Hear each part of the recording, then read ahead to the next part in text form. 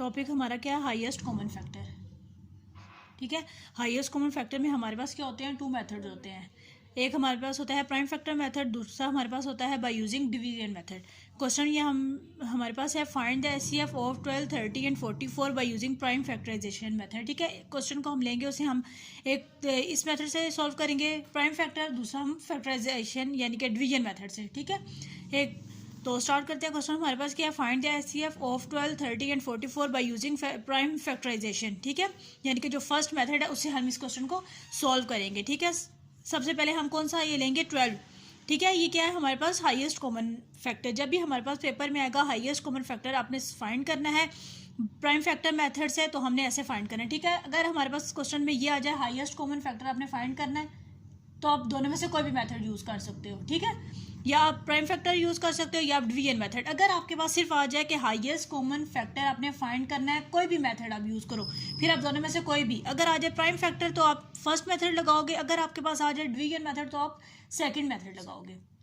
ठीक है, स्टार्ट करते हैं। क्वेश्चन हमारे पास क्या है, find the HCF of 12, 30 and 44 by using prime factorization. ठीक है, बाय यूजिंग प्राइम फैक्टराइजेशन। इसे हम क्या करेंगे, क्वेश्चन को सॉल्व करेंगे। सबसे पहले हम क्या लेंगे, 12 को। ठीक है, हम क्या लेंगे, इसका एलसीएम लेंगे। सबसे पहले जो सबसे छोटा टेबल है, छोटा नंबर है, उससे हम स्टार्ट करेंगे। सबसे छोटा क्या है, 2। 2 का टेबल 12 तक पढ़ो तो क्या आ जाता है, 2 6 ज़ा 12। ठीक, 2 3 ज़ा 2 3 ज़ा 6, 3 1 ज़ा 3। ठीक हो गया। सेकंड हमारे पास क्या है, 30। हम क्या लेंगे, 30 को। सिमिलर हम क्या करेंगे, इसी तरह ही हम 2 से करेंगे। 2 1 ज़ा 2, 1 कैरी आ गया, 2 5 ज़ा 10। अब ये 15 3 के टेबल पे आता है, 3 5 ज़ा 15। 5 किसी भी टेबल में नहीं आता, 5 सिर्फ अपने ही टेबल में आता है, तो हम क्या करेंगे, 5 1 ज़ा 5। सिमिलरली क्या हो जाएगा, 44। ठीक है, 44 क्या है, 2 के टेबल में, 2 1 ज़ा 2, 2 1 ज़ा 2। ठीक हो गया। 11 1 ज़ा 11, सॉरी 2 1 ज़ा 2, 2 1 ज़ा 2। अब 2 के टेबल में ये दोबारा जाएगा तो क्या हो जाएगा, 2 1 ज़ा 2, 2 1 ज़ा 2।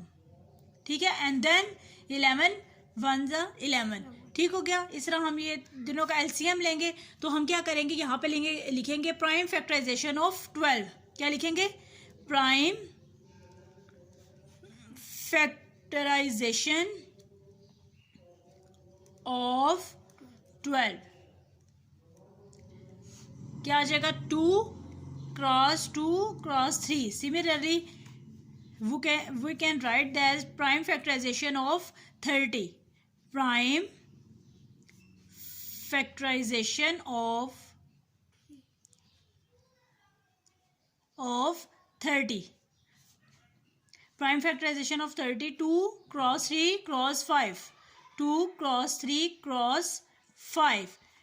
And then last factor is prime factorization of 44. Factor is 2 cross 2 cross 11. अब हमारे पास इसमें कॉमन प्राइम फैक्टर हमारे पास क्या आ जाएगा, यानी कि वो डिजिट जो तीनों में आपके पास हो। ठीक है, ये देखें, ये क्या है, 2, यानी कि तीनों जो हमारे पास फैक्टर हैं 12 30 44, सेम फैक्टर जो है वो तीनों में हो, 2 2 एंड 2। अब सिमिलरली नेक्स्ट कोई भी फैक्टर इसमें सिमिलर नहीं है हमारे पास। ठीक हो गया। तो हमारे पास इसका एचसीएफ यानी कि हाईएस्ट कॉमन फैक्टर हमारे पास क्या हो जाएगा, 2। ठीक हो गया।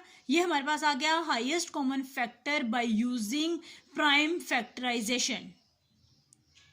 तो ये हमारे पास क्या आ जाएगा, एचसीएफ।